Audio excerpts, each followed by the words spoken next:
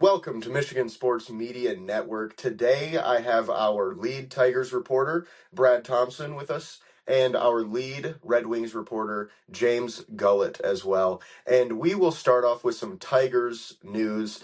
Brad Thompson, the floor is yours. Yeah, good day for the Tigers. On national TV, ESPN, they played a little long ball today, back to back to back. Very interesting. The guy that I'm going to keep touting here, Jahmai Jones, leadoff in center field, hit a grand poobah today. Then next, Andy Ibanez, first pitch gone. Next, Gleyber, Torres gone. So I think, really, to be honest with you, I think you saw what that lineup's going to look like. Granted, with Vierling and Meadows is out, I think you saw what this lineup's going to look like against left-handed hitters once they head north. Some things could change again early. Reese Olson, very, very encouraging. Struck out the side in the first inning, gave up a hit, had two more clean innings. Fastball was 95 to 97. Curveball was crisp today. What he gets in trouble with is he tends to come hang his curveball, and then he also tends to come right down the heart of the plate. That's like when he got touched up for that grand slam in Cleveland at the last playoff game. And he's given up, he's given up some long balls. So, but very encouraging. Something else, like I said, Jahmai Jones, AJ Hinch said, you know what, we're going to give him an opportunity. He told Jahmai, he said, listen, we're going to put you in the outfield. We're going to see what you can do. This is the best spot to make the club. And so far, he's been raking pretty good. He hit over 300 in his stint with the Yankees and in AAA. Off of left-handed pitchers, so it's definitely something to keep an eye on there. Yesterday, Kenta Maeda, 3 strong innings. AJ was very encouraged about that, so I would want to say that Kenta is definitely back in the mix for the fifth slot. I did misspeak. I forgot to mention Reese Olson, our last podcast. He is right now. He is our number 3 starter. Then you have Jackson Jobe at 4. And then you have the mix of Manning, Maeda, and Herter. So there's what you're looking at for your rotation. But yeah, very encouraging. I mean, when you beat, the home runs weren't off of some guy that's going to be working at Foot Locker in a month. This was off of Jesus Luzardo, and this guy led the league in strikeouts in 22 and 23, and he's the top 3 in Phillies rotation. And a lot of people have Philly, projected to go to the World Series this year. So very, very encouraging day, very encouraging last couple of days. I think when we get to crosstalk and things like that, the panel, we can talk about more of the Tigers outfield scenarios and situations. But other than that, lastly, I think I should include that Gleyber Torres, he came over, he had a falling out with the Yankees. And this guy was an all-star again.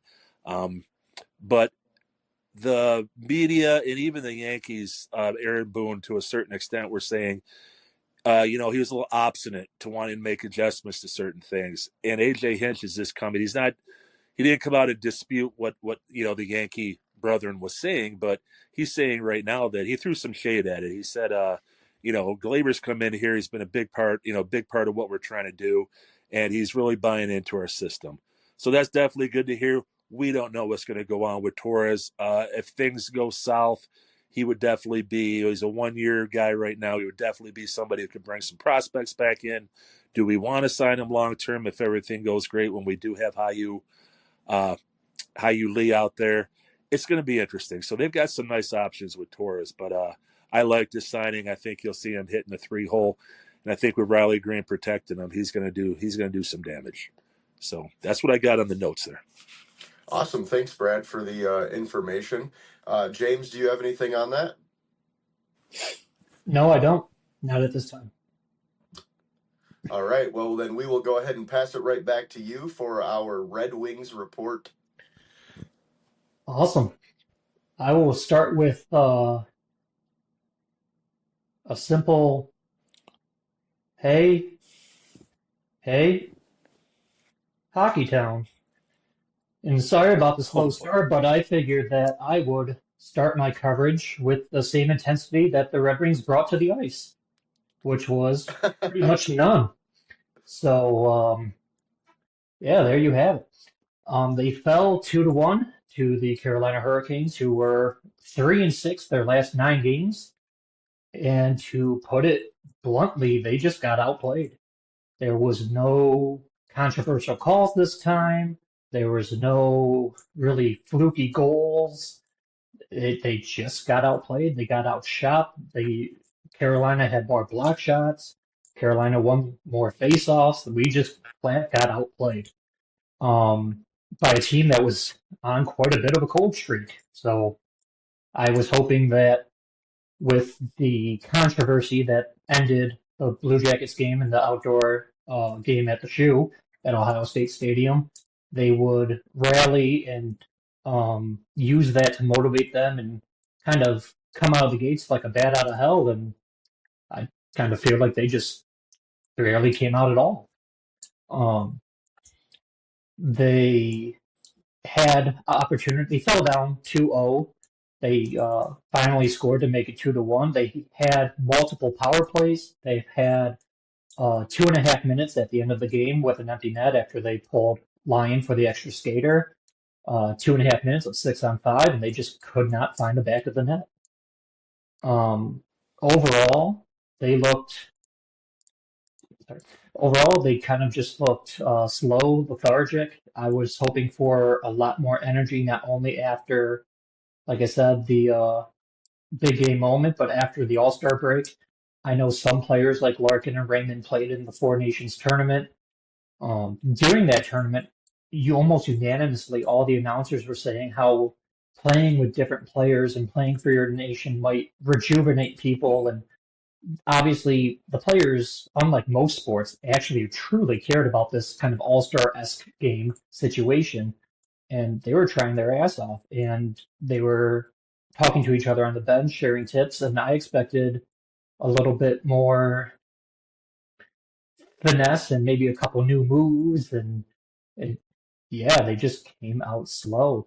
Towards the end of the game, the only thing even remotely controversial was Stahl, the captain of the Carolina Hurricanes, somewhat, and you could tell on the video it was accidentally, but somewhat elbowed Lucas Raymond, one of our star players, in the head. And the Wings had more fight in the scuffle trying to defend their player than they did the whole 60 minutes of hockey. So I wanted to know kind of where that energy was during the game because it just wasn't there. I'm hoping with Friday being the trade deadline that we will make a move, and one of more significance than the move they made today, which will segue me into a massive, massive trade amongst the league. The Wings are barely involved, but are involved. The Tampa Bay Lightning will get Yanni Goodridge, Oliver Bjorkstrand, and a 2026 fifth-round pick. The Seattle Kraken will get Michael Yzerman, a 25 second-round pick, a 26 first-round pick, and a 27 first-round pick, making that a total of 2 firsts, a second, and a player. And the Wings' involvement in this trade is they take on 25% of Goulard's remaining cap space, which is $1.29 million, to make Tampa Bay be able to fit under the cap. And for taking on some of that cap space, we are awarded a 2025 fourth round pick. So basically, we just gave up some cap space to buy a fourth round pick. His contract is up at the end of the year, so at the end of the year, all of that money falls off. It's not something that's going to be lingering on our books for very long. But in a trade that involves multiple players, multiple first-round picks, multiple, one second-round pick, correction, we get a fourth and we don't get a player. We don't help our team today. In hockey, it's not like football where these draft picks are instant impact players. They sit in the minors for several years. I made a joke on Twitter that we might see whoever we draft with this pick in 2030. So hopefully we can, look forward to that a little bit. But in a trade deadline that actually has first round picks, if we wanted to do the rebuild route, if we wanted to get rid of contracts that are going to end at the end of the year, if we wanted to take on a bad contract but gain a first round pick, just something to help this team. At this point, I mean, the deadline's not till Friday, but at this point, we just use up a little bit of cap space for a future fourth. And, I mean, in terms of the trade, that's all that we have done so far. In other roster news, it has not been officially worded. However, multiple reporters, including the official reporter for the Detroit Free Press, mentions Michael Rasmussen should be back for our next game. He has missed the last 3 games in which we have gone 0-3. He is a solid player who I don't think gets the credit he deserves. He doesn't put up a lot of stats. He's not the flashiest player. He just kind of gets the job done. And in totality, the stat that matters most is winning. In games that he has played in since we drafted him in 2017, he made his debut in 2018. Games he played in, we are 158 and 160, only 2 games under 500. For reference, in games that he's missed via injury or we sent him back down because he was up and down and he was a prospect, the Wings are 48 and 90. So we're 2 games under 500 when he's in the lineup, and we are 42 games under 500 without him, including 0-3 the last 3. So he should be in the lineup by all reports. That hopefully will give us a spark because, like I said, he's not a big goal scorer. He doesn't have his name up in lights. If you go to a game, I doubt you see his jersey in the crowd. But maybe there's something to that, and maybe that should be fixed here in the future. In addition to that, we called up Carter Mazur, who is a rookie. This is going to be his absolute NHL debut. We drafted him 70th overall in 2021. He has never played an NHL game, and he was born in Jackson, Michigan. So, like Dylan Larkin, he actually is a Michigan guy who is playing for his hometown team. And I always love those kind of stories, in addition to, or I should say, especially when they've earned it. It's not, hey, this guy's from Michigan, let's give him a shot. He's a very talented prospect. I was kind of shocked with the playoff expanded rosters that we did not call him up towards the end of the season to get his feet wet a little bit. But he's here now, so it is what it is. And there's going to be a lot of excitement in the air to at least watch his debut. And with between him and Rasmussen coming back, maybe that will finally give the Wings a little jolt of energy. And then lastly, to make room for Rasmussen on the roster, the Red Wings have waived forward Christian Fischer, which he is eligible upon clearing waivers to go to Grand Rapids in our minor league system. But in my personal opinion, I would have probably put someone else there. Fischer is another guy, in my opinion, quite like Rasmussen, where he doesn't light up the scoreboard. He's not going to wow you if you just look at box scores. But if you turn the game on, he's the one digging pucks out of the corner. He's the one being physical. He's the one giving that, like Aiden Hutchinson, nonstop motor action. So I am a little bummed about that, but business is business, and I will say his numbers don't look the best, so I somewhat understand the call.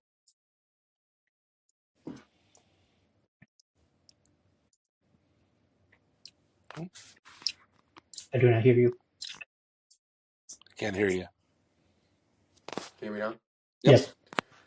Thanks, James, for the information. One thing I will say on the trade front, I feel like this is a move that Red Wings made, 3-4 years ago. But it seems like in the last 2 years, we've been kind of making moves to win. And this is just kind of a confusing one for an outsider who's not a huge Red Wings fan. I mean, I've watched a couple games this year. But just in general, it seems kind of like I mean, it's not a bad move, don't get me wrong, but it feels like a step back, metaphorically, I guess, in that way. And then the other thing, which you mentioned about Rasmussen, is I think those guys matter a lot more in hockey than other sports, right? Those like grinders, those hustle guys, they add more because hockey, like you're only, let's say on average, I don't know what the real average is, but let's say you're scoring 3 goals a night. That means you're gonna have 3 goals scored and a couple assists. If you're a guy that makes the impact outside of the scoreboard, I think that matters more in hockey than it would in a basketball or a football specifically, because guys are kind of doing everything. But with that said, Brad, the floor is yours. They were flat last night. I think McClellan is gonna hold them to standards. I mean, you do that in the course of 82 games. I get that, but you know. I get a little salty here, but that trade, I mean, is just like, okay, Tampa, Seattle, why don't you just, run a train on us right now? We're just here for gratification. What the fuck is that? All right. This is it, man. If they do this, we're gonna have a low profile here at the deadline. I'm out. I'm sorry. I know I was talking. I'm out. This team is stale. This team is stagnant. This team needs a major shakeup. Outside of Raymond and Sider, you want to do something big, Stevie, you see what you can get for Larkin. All right. And I know that's blasphemous, and I know everybody who's watching this on Twitter, I'm going to have to, get or block or just weird, but something's got to happen. Maybe Larkin is a little bit over the top, but it's crazy. You've got to do something that's going to, make a dent, something that's going to register, because right now this team is not going. They're not. If they stay status quo and they make a little tinker, they're not going to make the playoffs. And I got news for them: the way the Tigers and Lions and Pistons are playing, they're going to end up being the Detroit Pistons all the way up to this year. They are going to become irrelevant. This is not, as far as much as this is Hockey Town, it's not if you're not winning. They will be an afterthought. So shake something up. Even if you shake it up and it does not work, I think the fans are still going to say, hey, we tried. But if you go into after the trading deadline with this roster and you're out, all bets are off with me. So. Yeah, that's a really good point, Brad. With that being said, James, do you have anything to add? Not necessarily add, but one thing I had in my prep that I wanted to get out there before the trade happened, and I had to try to learn all these guys' names that I've never seen before because they haven't played on my team.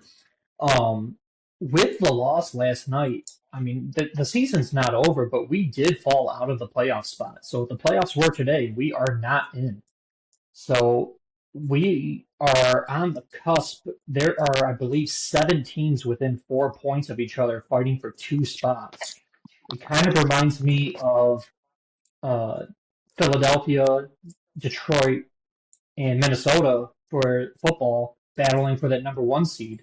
It's like we win, but everyone else wins, so we don't gain any ground.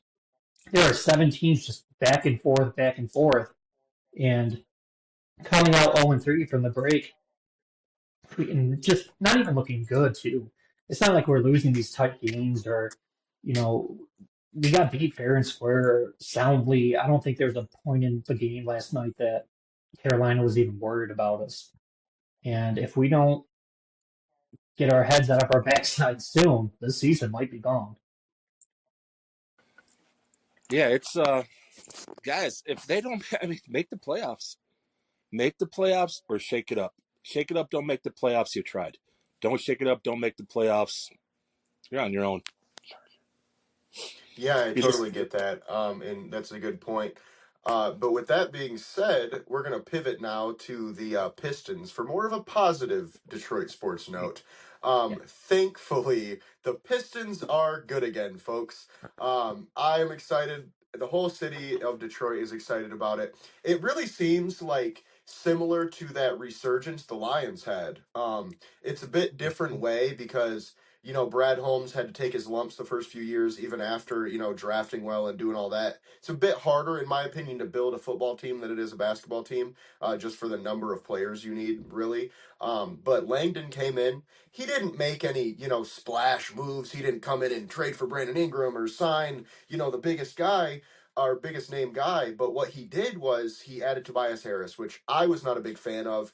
I'm still, lukewarm on it. I think he added what he needed to add, but for $25 million a year, I don't know if that's really worth it. But that's a conversation for another time. He's doing what he needs to do right now, and that's really all we can hope for at the end of the day. And then he obviously added, Malik Beasley for probably the best contract in the NBA right now, period. Oh, I don't really think it's close either. For 1 year, $6 million, he's averaging almost 20 a game, and he's leading the entire NBA in 3-pointers. So just from that standpoint, probably the best contract in the NBA. And then, he drafted Ron Holland, which, when you kind of look at those moves, it's like, but when you put them together and you add it to, and you know what? Stephen A. Smith got slammed for saying this the other day, but I'm going to say it here. Our last GM, for some reason, his name is slipping my mind. Troy Weaver. Troy Weaver, Troy Weaver. from OKC, actually, my number one team, but we won't tell them that. But Troy Weaver, he came and he drafted Cade Cunningham. He drafted Jalen Duren. He drafted Asar Thompson. He drafted Jaden Ivey. I mean, if you think about it that way, obviously he didn't have, the immediate impact we would have helped as a GM, and he really wasn't that great as a trader. I think we can kind of all agree on that. But what he did was he set a foundation that Langdon came in, said, okay, we need this, we need that, we need this, add it to this group, and now we are winning. So it's just great. It's great to see Detroit basketball, back at it again. Obviously, we were on a 8 game win streak, and then lost to, I believe it was the Nuggets who knocked us off that pedestal there. It's amazing right now. We're over 30 wins. I think we doubled last year's wins by January, like halfway through January, if I'm not mistaken, which isn't hard to do when you only win 14 games, but pretty cool to see. And then obviously, we have the resurgence, or not the resurgence, I should say, the surgence, or the, coming of Jalen Duren and Asar Thompson right before our very eyes right now.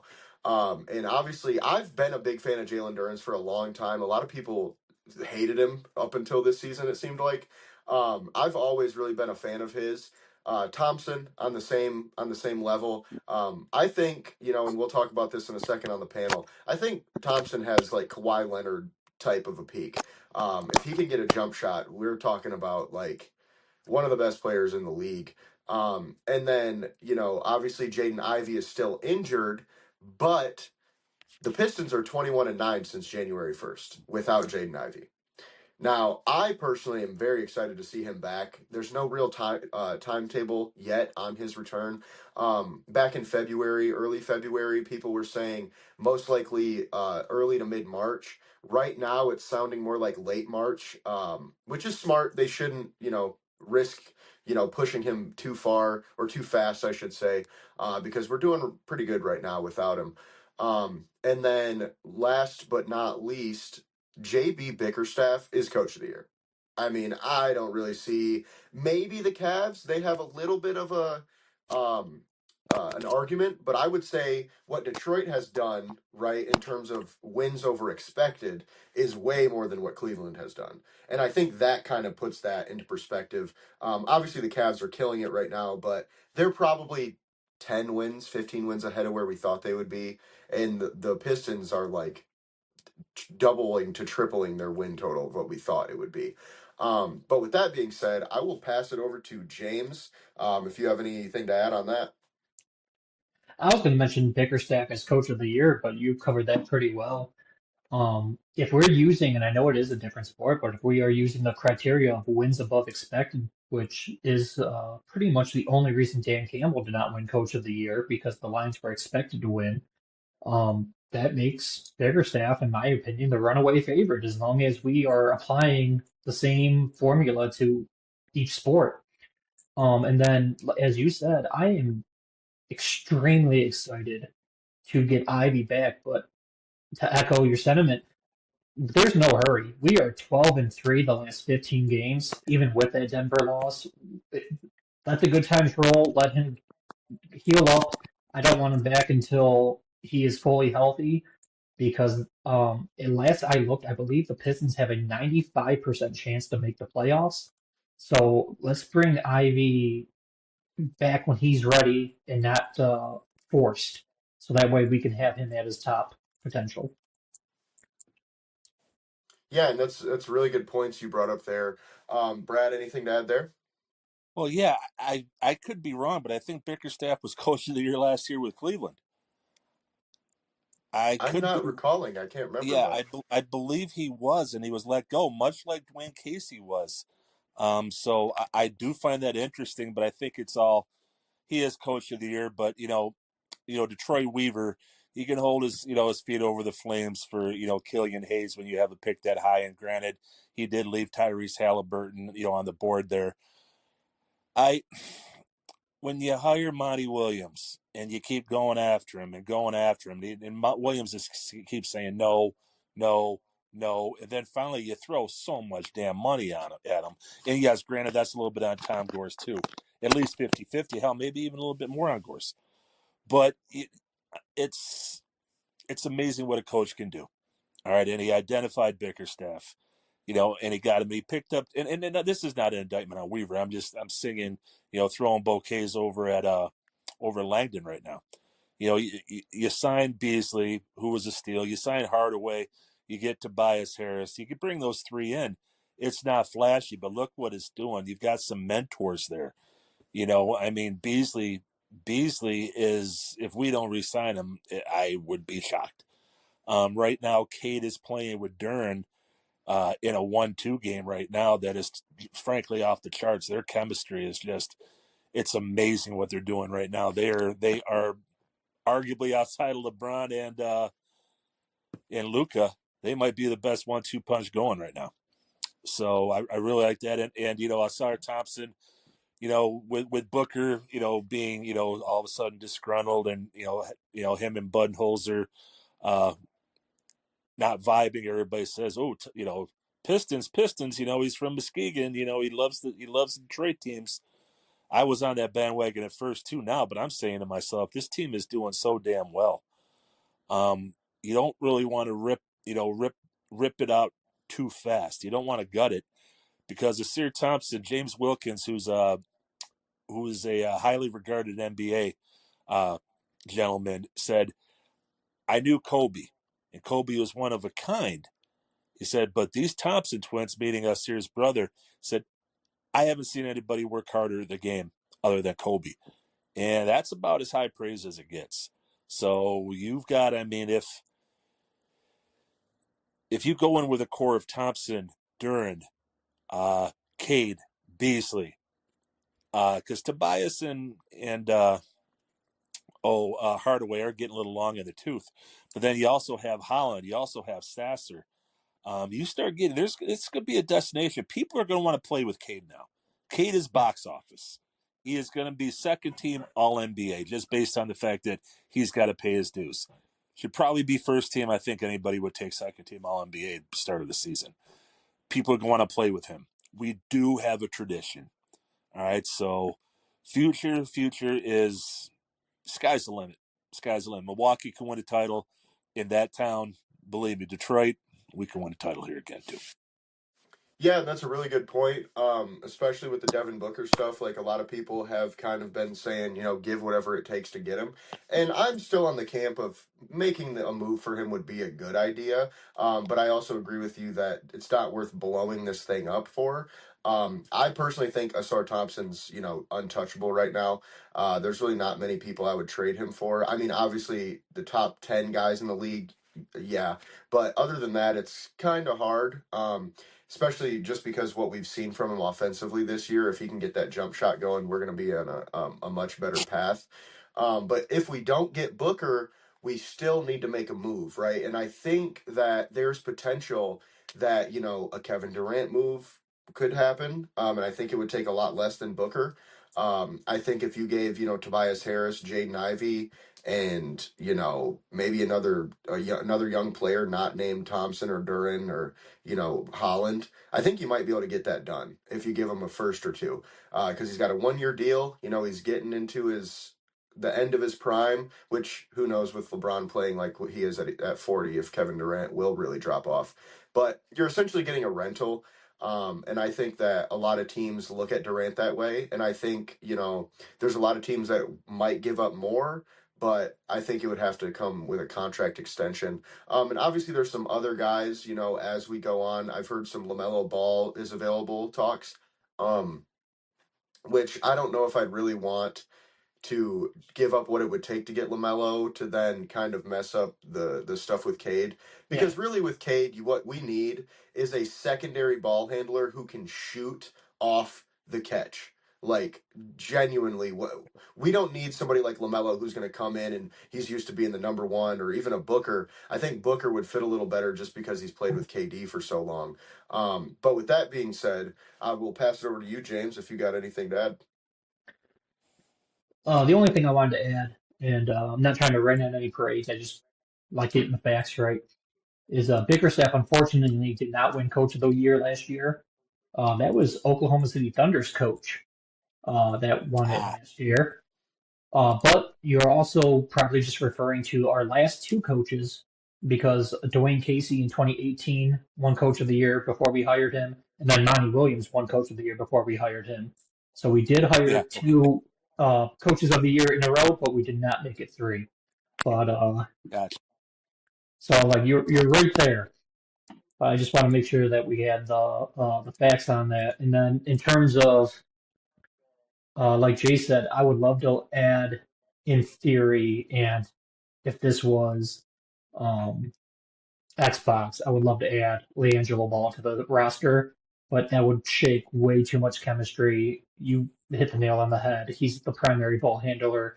When he's on the court, the offense runs through him, and we already got that in Cade. So we need to find, like you said, another shooter. I would love Devin Booker. I don't know stylistically how much he and Cade would really vibe.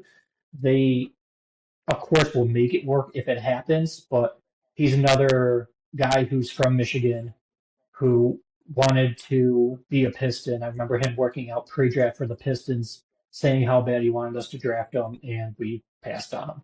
So I would love to get him over here, but I just don't see us giving up enough to do it. Yeah, and that's a good point. I feel personally, just to kind of add on to that, I feel personally Booker is exactly what we're looking for next to Cade, because he can be your primary guy when Cade's off the floor, ball handler, passer, scorer, but he can also be that Klay Thompson type where he can literally just stand at the elbow or in the corner. Cade can do his little dribble moves, pass that ball out, Booker smacks it. And then I just feel they would kind of work perfectly together, stylistically at least. But to both of your guys' point, it's going to take quite a bit, and I don't know if I'm willing to give that up. So moving on, we will be talking NFL and Detroit Lions. Obviously, we kind of covered the Lions for the most part on our Monday show, but there's some new stuff that's happened since then, and a lot of NFL movement. Obviously, we will hold off on the NFL movement until later, but just some things for Lions fans to keep in mind here, okay? The Lions have, I believe, about $59 or $60 million in cap space this year after the cap went up. With Max Crosby's new deal, and we'll talk about that a little bit later, he got $35.5 million per year. I expect Hutch to want 36. That's just what it's going to be. And unfortunately for us, Crosby got his deal done first, so he set the market. Hopefully, fingers crossed, we get this deal done before Myles Garrett's, because if Myles Garrett resets the market again, we might have to end up paying Hutch 40. And I love Hutch, I do, but man, that is a shit ton of money. I don't really care what position you play. But with that being said, we could free up about another 10 if we make these two cuts. And I know a lot of you guys are going to be thinking, oh, Zadarius Smith. No, we're not cutting Zadarius Smith. If you think we should cut Zadarius Smith, I want you to do me a favor. So go on Twitter or X, whatever you call it. Click that little circle with your face on it. Go down to settings and hit remove account because you shouldn't have a Twitter account if that's what you think. Just saying. He had 9 sacks last year, and yeah, he's old, but he's only $9 million. I mean, we cut him and we only save 5. What the hell are we doing that for? We're gonna go try to spend 5 on a guy just as good, and we're not gonna get it. So Zadarius Smith is not on this list. However, Graham Glasgow, if we cut him post June 1st, you add $5 million. And then Khalif Raymond as well. If we cut him, we save, I think it's 4.8 million. Yeah. And there's around 2 million in dead cap for both of them. Fine by me. That dead cap gets spread over the years. It's not like it's a huge deal, but we could save 10 million right there and go sign a guy that I love, like Pat Jones, pass rusher from Minnesota, who had 7 sacks last year as a rotational guy. Or, use that to sign a corner, which, speaking of corners, looks like Carlton Davis is gone. Based on his tweet, he said something like, basically, I know my worth. I won't make that mistake again. If you want a lockdown corner, come pay me my money. Yikes. Don't love that as a Lions fan. I really don't love it. And it's not because, I don't like the fact that he wants to get paid. I just think that shows the Lions gave him a deal he did not enjoy. And we kind of saw the same from, Chauncey Gardner-Johnson this past offseason, where he mentioned, just felt like they didn't really want me and all this and that because they weren't willing to pay me what I thought I was worth. And that's fine. Think you're worth something, please go get that money. I hope Carlton Davis goes to like fucking Jacksonville and gets $25 million a year. Do it. Please give him a 3-year for 75 mil or 80 mil, whatever it is. Enjoy that. I love you, Carlton. We ain't paying you that, buddy. I don't know what to tell you. Like, you're gonna get 18 mil max from us, and that's because we want to win Super Bowls. And unfortunately for Carlton, he's not elite. He's just not. He's a very good corner, but he's not an elite corner. He's good in man. He's good in zone. He's good against the run, but that ain't 25 million a year. That's not, quarterback money. But with that being said, there are some guys that I like, and you can go ahead and check out our article on this on misportsmedia.com that I wrote last month, where I listed probably 8 guys of each position that I thought was a position of need. But I really, really am a fan of Byron Murphy from Minnesota. He had a really good year last year. He's also got that height weight ratio that Brad Holmes just loves for some reason. I don't know what it is with his infatuation with 5'11", 190 corners, but that is like his bread and butter. And then also DJ Reed, who's another guy similar to Byron Murphy. Asante Samuel, who I think is going to be a dark horse candidate in this free agency class as a corner. He's still young. He had some injury issues, of course. But for the most part, he's been a pretty good player. He had a bit of a down year last year, but for, $10 million a year or something along those lines, maybe even a little bit less, I think I'd be okay. Charvarius Ward, I think, is a player that is not getting talked about enough in this free agency class. He had a pretty bad year last year.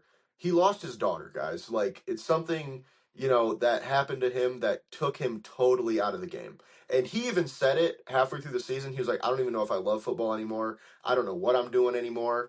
And after the season ended, he said, I just need to get out of California because that, reminds me of what happened to her. So hopefully, we could give him a 1-year deal, maybe 12 and a half, see what he does. He's 29, so obviously he's a little bit older, but he brings that, number 1 corner pedigree over from what he did in San Francisco. And I don't expect him to have the same bad season he did last year in terms of play. And then the obvious one, Darius Slay. Okay. Darius Slay, I think, should be brought onto this team, but not as a corner 1. I could see him as a corner 3. I don't really love him as a corner 2 either, just because of his age.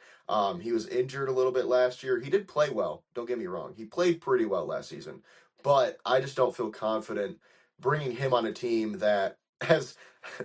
As ironic as what I'm about to say is, that's trying to win a Super Bowl. I just don't feel like he's going to be a starter level corner, at least a high level starter. We're not putting him on Justin Jefferson, which hopefully Terrion Arnold is at that point right now. And maybe if Brad Holmes feels Terrion's a true number one, I could see bringing Slay in as a number two and then bringing another, middling free agent similar to what we did with Amik Robertson last year. And he's actually played pretty well for us too. So unfortunately, he did suffer that rough injury to his arm in the playoffs, and who knows if he'll be back at 100%. But that's just how it's going to be with this corner issue right now. Carlton Davis is probably the best one available, but there's some other guys we could get. Unfortunately, this draft class is pretty weak at the corner spot, so we're not going to be able to draft a starter. But one name I think a lot of people are not talking about is Ennis Rakestraw. I think that Brad might feel confident in Ennis as a starter next year and add Slay and not add another vet because he goes, worst case scenario, Ennis isn't ready. You got Slay ready to go, and Slay should be a decent guy. But again, it's kind of when you're going to win a Super Bowl, we don't want to have that if this guy's not good, maybe this guy will be. You really don't want that situation. So, and then let's see. Jonah Jackson is heading to Chicago after getting traded for a 6th-round pick. And another big move that they just made is they traded for Joe Thuney. And the reason I bring this up in the Lions portion right now is because I just feel like I would have never traded for that Jonah Jackson contract. The Joe Thuney deal is kind of a steal. I will say I'm a big fan of his, and he's probably got another 2 to 3 years of higher level pay or higher level play. And I don't love or hate what the Bears are doing right now.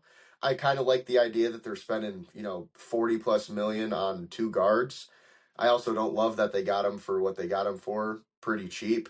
We'll kind of see how that goes. Ben Johnson obviously is trying to build that O-line the correct way, which, more power to him. But more on the free agency side of things for the Lions. There are a few good pass rushers available, but there's 3 I wanted to kind of bring up today to just kind of talk about a little bit. Khalil Mack, Chase Young, and Josh Sweat.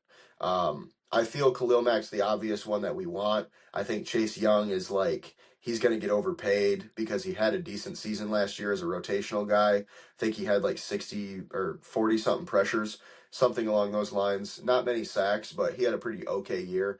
And then Josh Sweat killed it in the Super Bowl, but never really was that elite production guy. He had 8 sacks in the regular season. So I personally don't want to put all our eggs in that basket of free agency. I don't think there's a guy outside of Khalil Mack that I would really just be like, look, how much do you want? Okay, we can make something work. The other 2 I'd lowball them, and if they don't take it, I just move on. But with that being said, James, the floor is yours. Yeah, I have a lot of mixed emotions based on the Bears' moves today. For the simple fact, between Jonah Jackson and Thuney, they just got 2 Pro Bowl guards. Legitimate offensive linemen, and that was the one uh, catastrophic area of need for the Bears is their O-line. They have decent to at least average running backs. They have amazing receivers, and I really like Caleb Williams. I hate that he's a Bear, but if you give him time, he has the weapons. I like Cole Kmet a lot. I do feel like they're misusing him in Chicago, but he is a heck of a player. Um, I just, to me, this reiterates what I said on Monday, and I want the Lions to respond to this by going to get like a Myles Garrett. And I mean, I'm fine with Cleo Mack. I know he's a little long the tooth as well, but that's still doing something. I would like to go above that. Obviously, Cleo Mack will come far cheaper than Garrett via free agency instead of trade. So I got no issues whatsoever with Garrett. I'm sorry, with Cleo Mack. But a move like this, I want to kind of be like, okay, you did this. Now look at us. We did that. And I have an interesting stat here on Tony because I know a lot of people kind of don't know as many, especially interior offensive linemen. Like anyone around the NFL knows Penei Sewell. Like you don't have to be a Lions fan to know Penei Sewell. You don't have to be a 49ers fan to know Trent Williams. But I think the centers and guards around the league don't get as much hype and publicity as maybe they should. But Thuney used to play for the New England Patriots, and he was on the Patriots protecting Brady.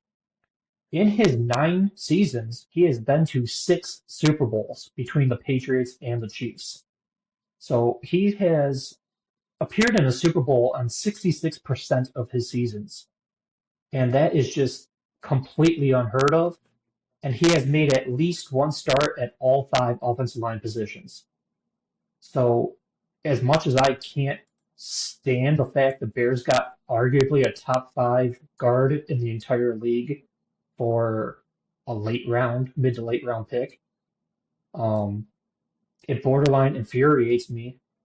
I would love Zeitler to come back, but until it's official, I would have given up that pick to get Thuney on the Lions.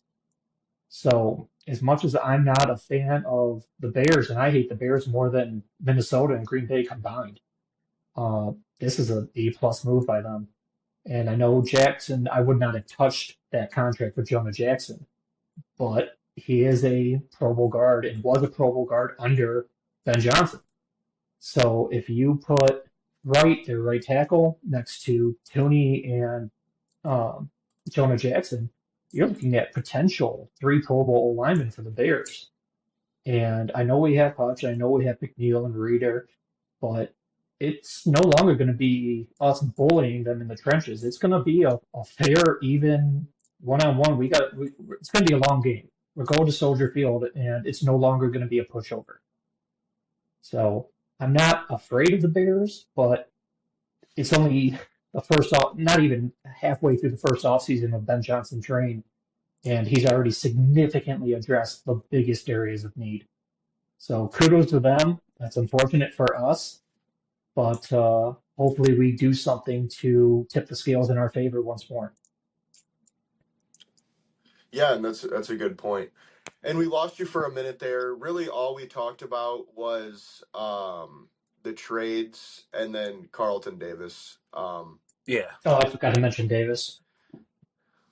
That's all right. You can mention him on your next time around. Yeah. And we're back. Yeah.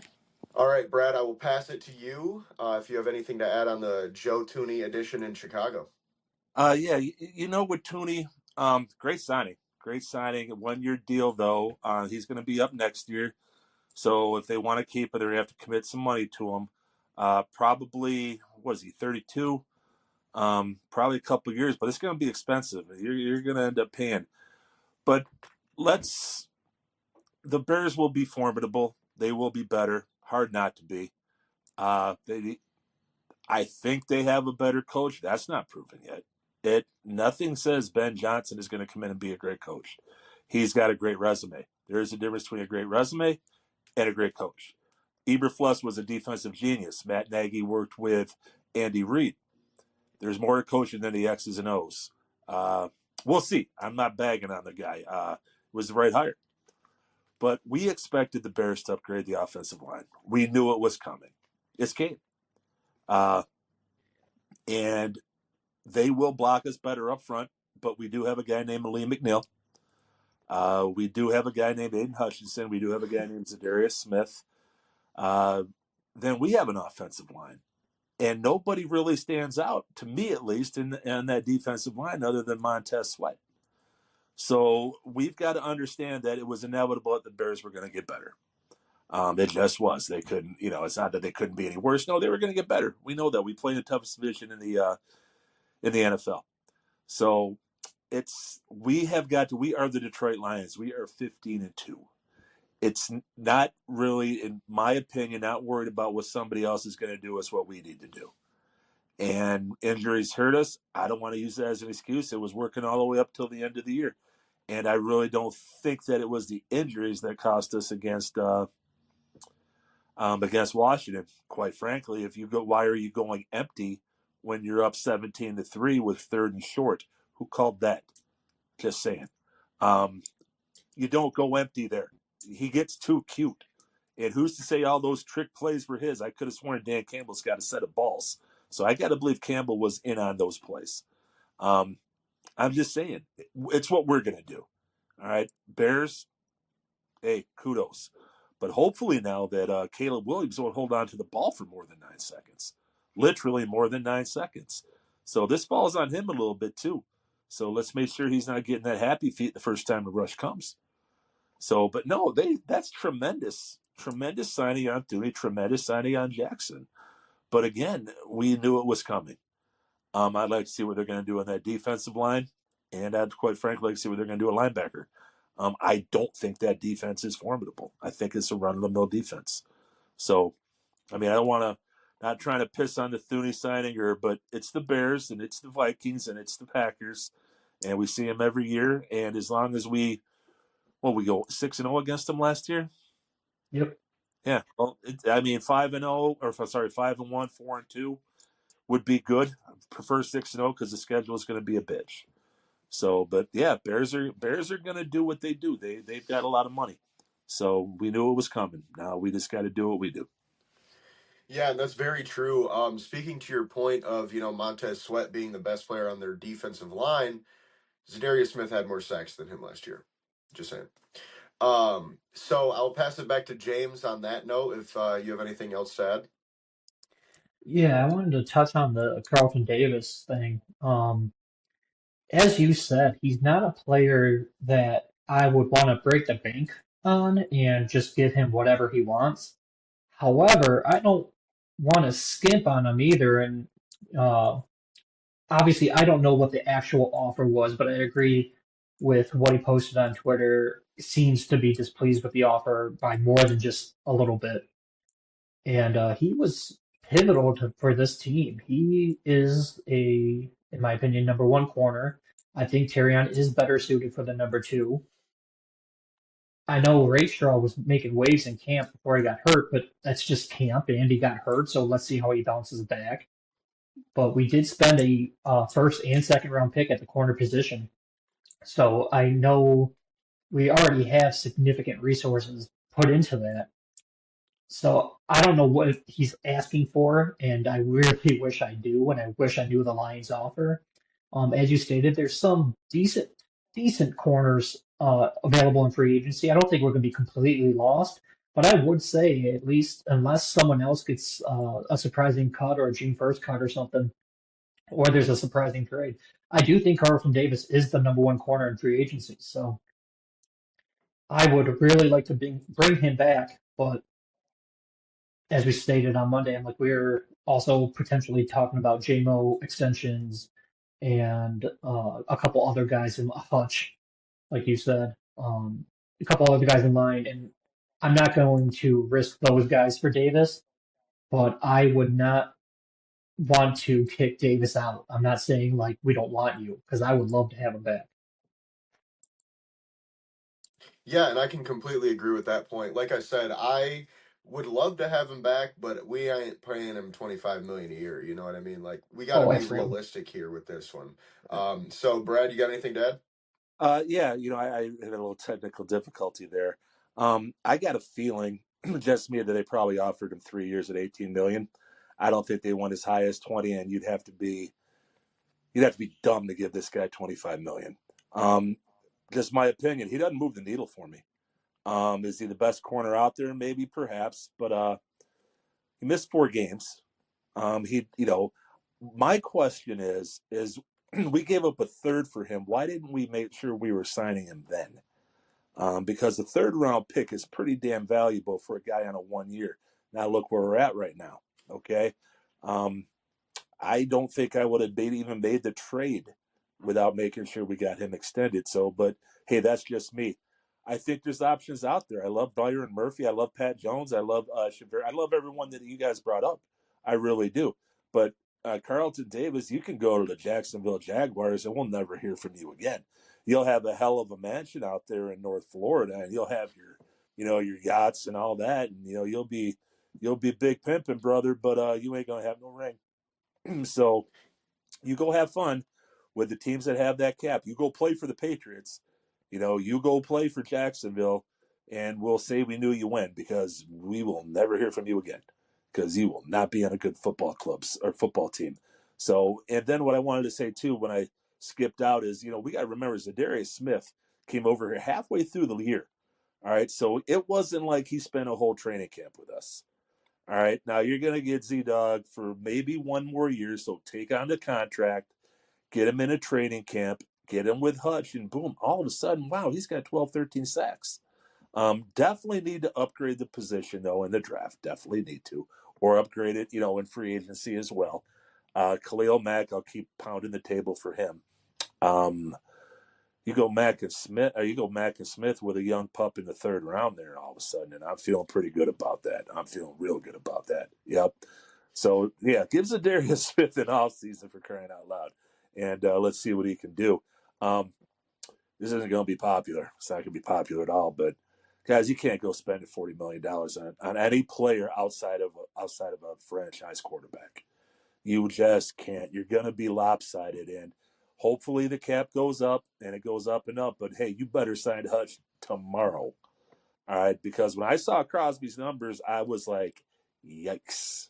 Yikes, yikes, yikes. I mean, I had to do a triple take, not a double, a triple. And I'm just going, this is not good. This is so fucking not good. So I'm not paying Hudson $40 million a year. I'm not paying anybody $40 million a year. All right.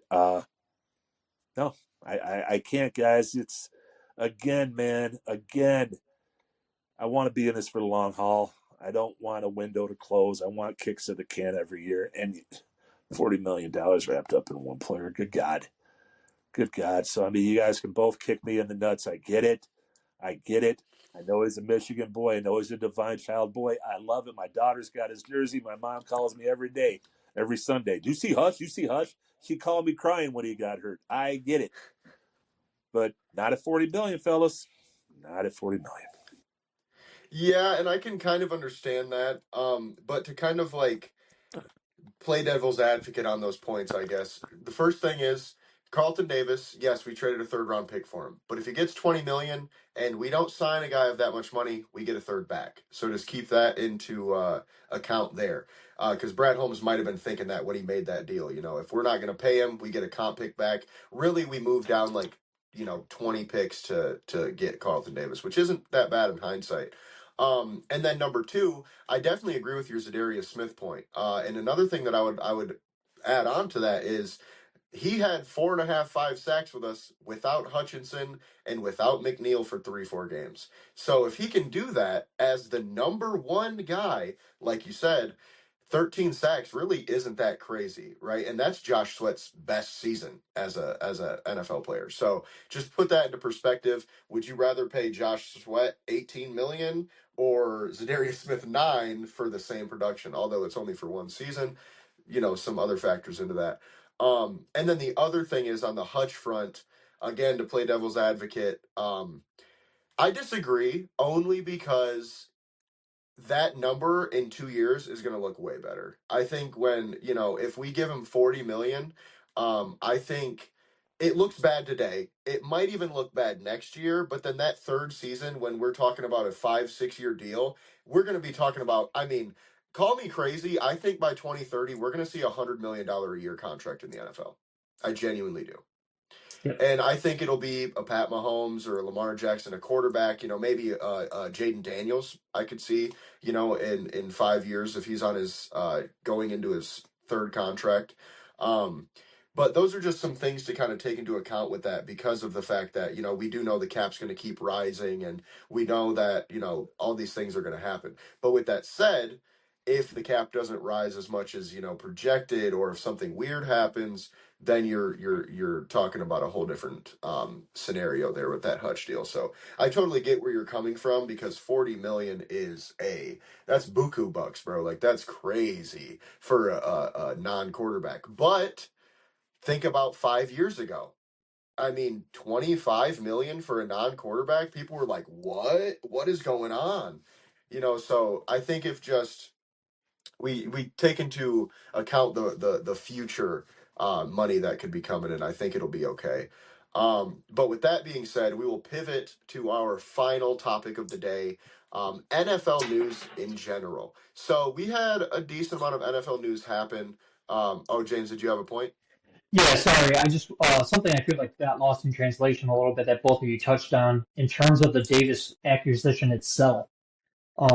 We got a fourth and a fifth back in that trade as well. Not only did we give up our third, but when we traded for him, he had 2 years on his contract.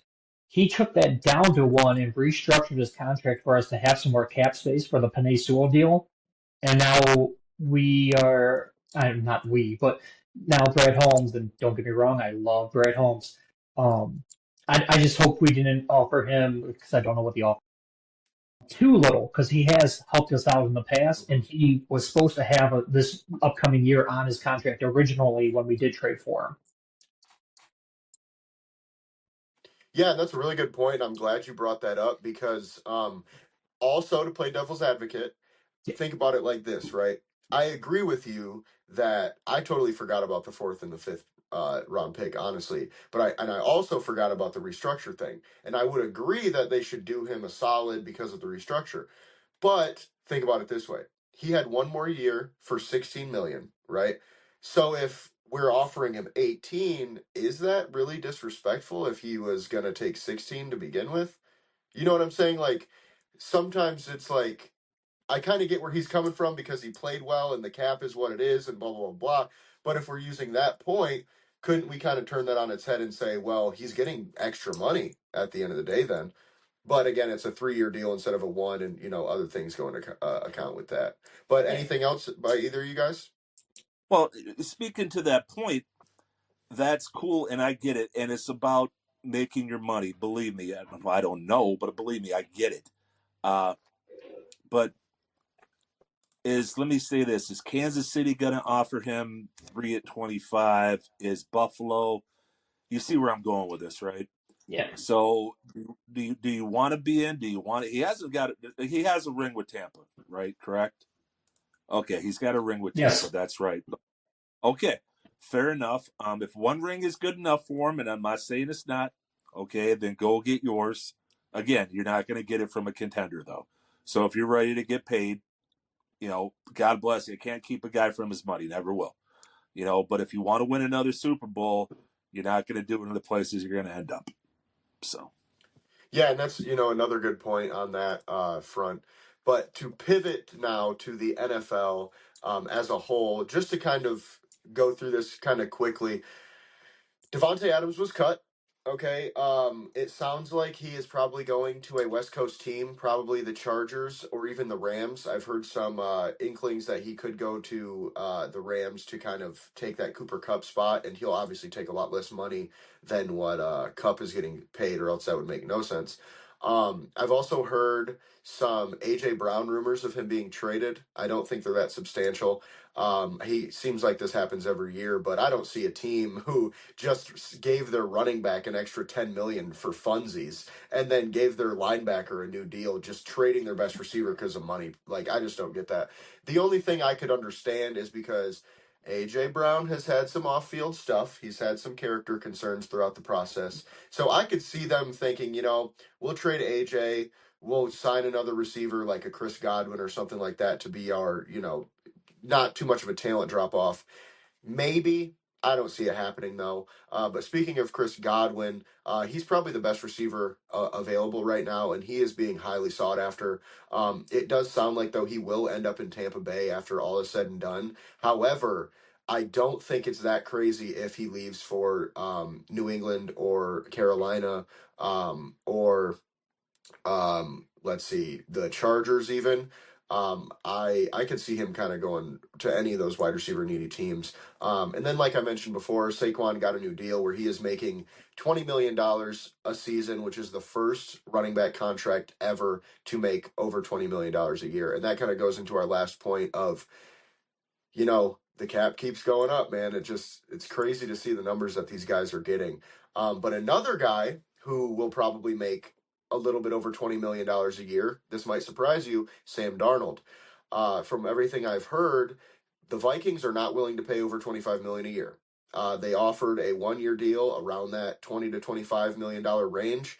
Sam obviously didn't accept it because he wants to test his market. But that's where the Vikings are at. Sounds like they're not going to budge. They are using JJ McCarthy as leverage, which they should, because they go, well, we're not going to overpay for you. If you don't want to stay, we'll go sign, a middling starter quarterback like a Russell Wilson or something like we mentioned last podcast, something along those lines, and kind of go from there and save us some money. So sounds like if most likely Sam Darnold will not be returning to Minnesota. With that being said, Pittsburgh probably is the best, spot for him, I think. Obviously I would have said the Rams before that, but I think Pittsburgh right now, just because I think he fits there pretty well, and I think they would be willing to pay a little bit more right now because of the spot that they're in. Another team that can make sense, of course, is Tennessee or the Jets, or really both New York teams. But I think all three of those are a little bit less going to be less aggressive after that position this year because they're so high in the draft. So, we'll see how that ends up. But right now, it does not sound like Sam Darnold is that keen to return to Minnesota. And then we touched on the Joe Thuney to Chicago trade. Speaking of trades, DK Metcalf, he requested a trade, which is pretty big right now for this NFL. He's a legit number one wide receiver. I don't understand people on Twitter are acting like he's some bum. The dude is like,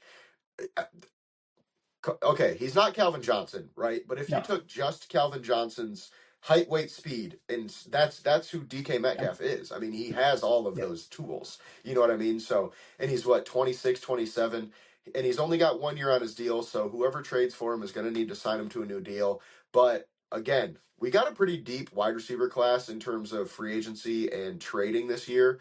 At least for, those wide receiver 1 or 2, there's a little bit more on the bone there, I think, than normal. So we could see, Metcalf go to the Chargers, the Patriots, the Rams, the Panthers, the Steelers, the Packers have been another team linked to him. And the Seahawks just cut Tyler Lockett, so they're really desperately in need of wide receivers. And I could see Green Bay maybe trading Jair Alexander, Christian Watson, in a pick for DK, and then both teams kind of make out on that. But remember, whoever trades for him is going to have to sign a new deal, and that's going to be $25 million probably per year minimum, because right now he's making 18, and that was a deal he signed, I think, 3 years ago. And then our last trade rumors that we have right now is there are some real rumors of Brandon Aiyuk getting traded. I don't know how substantial they are, though. Again, they just traded Debo. I thought they would only trade one or the other, it seemed like to me. And the rumors are that Aiyuk could be traded to New England for a third rounder. I don't know about that. I feel like he's young. He's not super expensive. I don't really see why the Niners would do that trade right now. And if they were, they should have done it 5 days ago instead of trading Debo. That's just my opinion. But I still think they did the right decision by trading Debo because, you get a little bit more money off the books, and that was kind of the whole idea. And then to wrap this report up, Jonathan Allen from the Washington Commanders is a cut candidate because they're having some trouble finding him a trade, which makes sense. If you're Jonathan Allen, right, let's say there's 3 teams you really want to go to. You've let those teams know. There's no need for them to really trade anything for you because you're on a 1-year, $16 million deal, and they probably could get you for cheaper without having to give up capital. It just they're then risking you basically, or risking Jonathan Allen, because they're saying we feel we can get him over those other 2 guys. So maybe somebody floats a 7th and gets it done, but that's kind of what it seems like it's going to be right now. And then last but not least, which we already touched on this, Max Crosby, the premier pass rusher from the Raiders, just got an absolute blockbuster of a deal. $35.5 million per year, resets the market for everybody, not just pass rushers, if you ask me. That's an insane amount of money. And the Lions, got to stop dragging our toes when it comes to this Aiden Hutchinson deal, because that's just going to keep going up and keep going up, especially if Myles Garrett gets traded. But with that being said, I will pass this over to Brad, and the floor is yours. All right. Well, there's a lot to unpack there. Just rifling through, a couple of things stand out to me. could be wrong, would have to check the cap, but DJ Metcalf goes to Buffalo. He's the best wide receiver in the NFL. I'm not sure that Buffalo has the cap. I was going to say Baltimore, and he probably would be as well. I don't think Baltimore has the means to do it. Chris Godwin, I'd like to fit in Seattle if he doesn't go to Tampa. Seattle's going to need receivers, but then again, while DK wants out, Locke is long of the two, so possibly there. I like Sam Darnold to the Giants, personally. I think that's a fit there. Let's go back to Minnesota. You got JJ there, obviously. If they're not ready to throw him into the deep end of the pool, they did pick up Daniel Jones. Now I'm not mistaken. Is he still on the roster? Oh. I've already signed that 1 year contract. Oh, Okay. So if Jones is on that roster, what can Kevin McConnell do with him? Look what he did with Darnold. Imagine what he could do with Daniel Jones. I'm just saying that, I think we kind of gloss over that a little bit. I really do. So that could be, who knows? It might just be me just, just blowing air here. But yeah, with anything else, Crosby, I think we talked about that. And I think that's pretty much Cooper Kupp. I saw him tagged to somebody today too. I'm not sure, but San Francisco, if they want to start selling off their pieces, Brock Purdy. I'm not sure Brock Purdy can do it all by himself. I'll leave it at that. So if you want to throw to George Kittle 40 times a game, go for it. But that's pretty much all I got on that. All right. Thanks for the information on that, Brad. I will pass it over to you, James. Floor's yours. I got a few things to unwrap with that, but I was checking some notes here as you were talking. The Buffalo Bills, I absolutely love that fit. Josh Allen's arm with DK's size, speed, athleticism, all that would be fun to watch, and I would like watching that even not even as a Buffalo fan. However, they only have under 10 million in cap space, so I highly doubt, unless they make a couple moves, but they just don't have the room. I know the other team you mentioned was the Ravens. They have only 18 million in cap space, and I know they have a couple guys of their own they want to bring back, so it's going to be less than that for him. So unless they do something to adjust, because I have a strong hunch DK's next contract he's going to be. I have NFL wide receiver contracts in front of me right now, and judging by the market and whatnot, he's probably going to get 29 to 30 million a year, I think, on the market. So I know, kind of encompassing everything we've talked about cap space wise, between not wanting to pay or potentially not wanting to pay Hutchinson 40 million a year, um, between Max Crosby getting his 35 million a year, 35.5 million a year. It reminds me of when we signed St. Brown. Like, I absolutely love St. Brown. He encompasses everything you want as a teammate, as a person, as a player. He's got his teammates' backs. He does so much charity work. He blocks and he does all the little things you need. But I was kind of against paying a receiver 30 million a year for kind of the same reasons. Like, there's 5, potentially 6 of them per team. You can't. The cap keeps going up, yeah, but so do all these quarterback contracts and everyone else. But we made last offseason Amon-Ra St. Brown the highest paid non-quarterback in NFL history. And we are less than a calendar year later, and he is right now the 4th highest paid receiver because 3 people already passed him. And I know Brad was saying no one besides a quarterback's worth 40 million a year, but I absolutely agree with Jace that now Justin Jefferson's the highest paid wide receiver at 35 a year. So Crosby did 35.5 to leapfrog him for the highest non-quarterback. But we gave St. Brown 30 million a year, and the same offseason it already jumped up to 35. So I can absolutely see a quarterback within the next 6-7 years getting 100 per year, as long as things keep rolling the way they are. I think that's outrageous, but that's just the trend it's going in. So yeah, I would like to assign Hutch yesterday, and that way when other pass rushers like Garrett and all these other guys then Hutch is the new benchmark, so then Garrett will pass him. And as Jay said earlier, maybe 2 or 3 years down the road, it looks like a steal as long as we get him for enough years. I know it's cringeworthy and you grit your teeth and you're like, I don't know, but the player, someone's paying him that money. So I want it to be us. And then I know you touched up on Brendan Aiyuk, and I just wanted to say, since I have the things in front of me, Aiyuk just signed his extension last offseason as well. He's 27 and he's also making 30 million a year. He is the sixth highest paid receiver in the NFL. So I don't think he's a good player. Don't get me wrong, but I don't think he's the sixth best player in the league or receiver in the league. Um, AJ Brown, also, what you talked about with potential trade rumors, he's the third highest paid receiver in the league at 32 million a year. So there's multiple expensive receivers. I'll just put an air quotes on the market because I don't think AJ Brown's going anywhere. He just signed his extension. He's making more than St. Brown.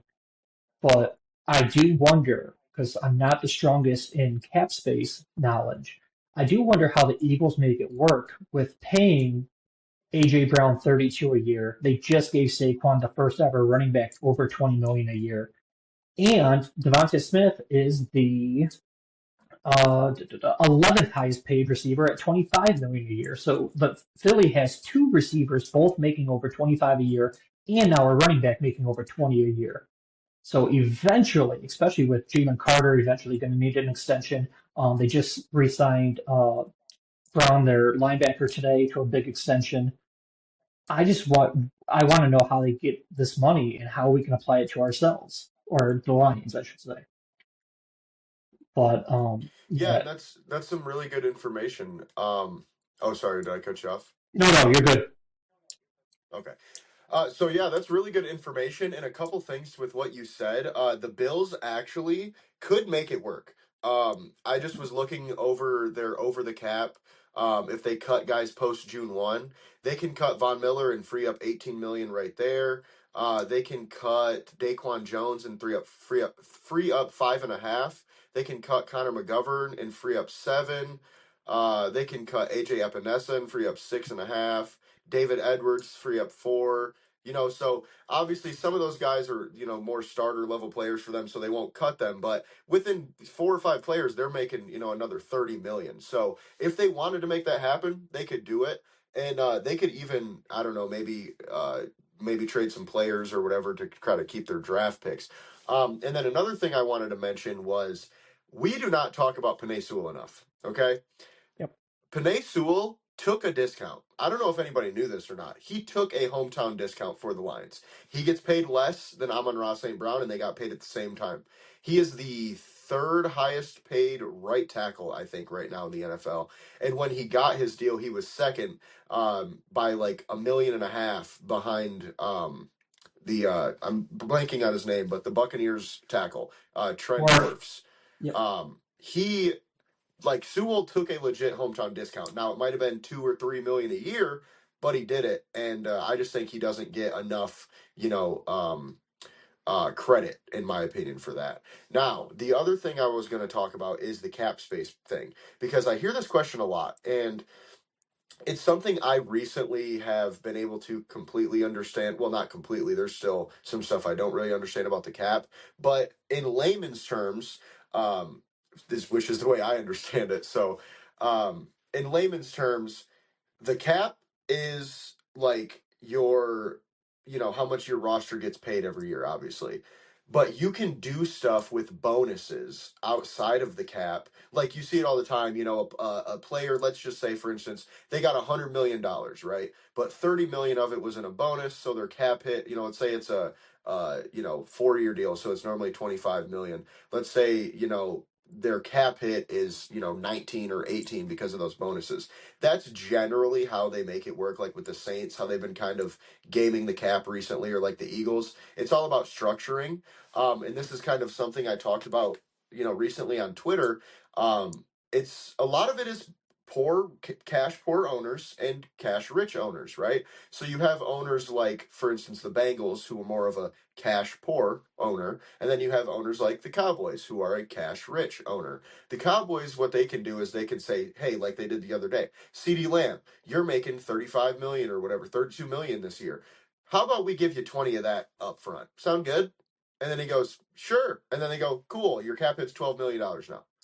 You see what I'm saying? So it's the Eagles kind of did that when they gave out their deals, like with Saquon and with the linebacker, and then back when they did the deal with Davante and the deal with AJ, they purposely structured that way because their owner has some money he can dole out, and he knew that was going to be how. Okay, it's kind of like baseball in a way because baseball doesn't have a cap, right? Or if it does, it's kind of up in the air. Or how to It's not a hard cap.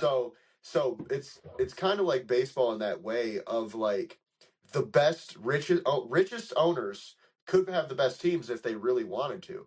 A lot of these guys are just stingy and they don't want to get pony up the big money, so they just kind of do what they need to do.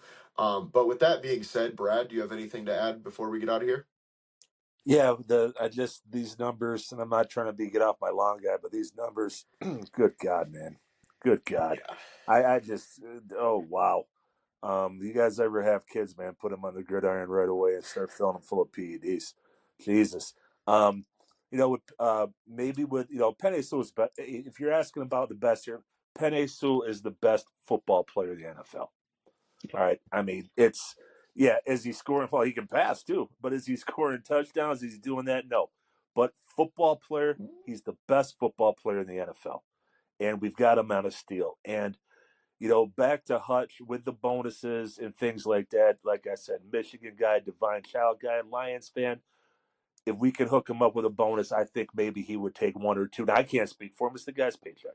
All right. But maybe $2-3 million less. Maybe not. Probably not. But it's still there. It definitely would help. But I liked what you talked about with the bonuses. But man, yeah, I just can't with this salary cap stuff. I'm just shaking my damn head, man. It's just I don't know. But yeah, Penei Sewell. Yeah, there's going to be a statue erected after him very soon the day he retires from here. Yeah, and I agree with all of that. Well, that'll wrap up the show this time. We appreciate you guys for watching. James and Brad, I appreciate you guys for being here. You know what to do. Follow us on Twitter. I am at MI Sports Media. James, what's your handle? Gullet_James. And Brad? BTA ball. Beautiful. Follow me at Jace O Sweet, and we'll see you on the next one. See ya.